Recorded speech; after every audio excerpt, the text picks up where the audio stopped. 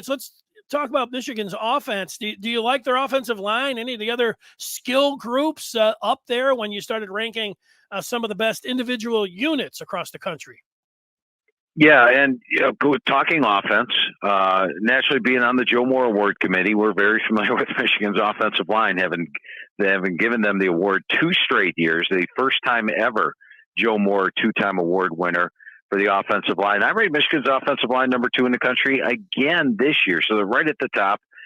They do lose 2 starters, but they got 3 starters back, and they add in 3 full-time starters. I mean, they didn't just bring in some transfers. They brought in Drake Nugent coming in from Stanford, who had 12 starts in 2021, 12 more starts last year. They bring in Ladarius Henderson, who over from Arizona State.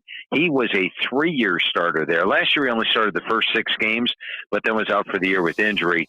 And they also bring in Miles Hinton from Stanford, another 2-year starter, 9 and 7 starts each of the last 2 years. He was missed some time due to injury. So they've got plenty of depth there. You got a player like Trente Jones, who you could classify him as a starter. He started 6 games at right tackle last year, and yet he's one of the backups, as is Giovanni El Hadi, a guy that started 3 games as a redshirt frosh last year. You could count him as a starter. So it's an extremely deep offensive line, and I rated number 2 in the country. And then let's look at the running back core.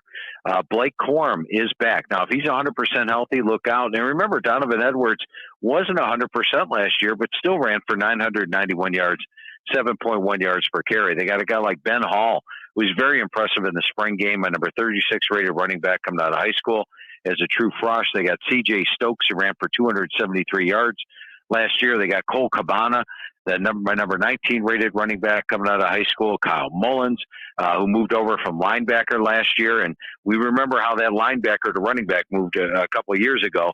So it's an extremely deep running back core. I actually rate it the best running back core in the entire country. So, yes, J.J. McCarthy's got some good supporting cast to go with him.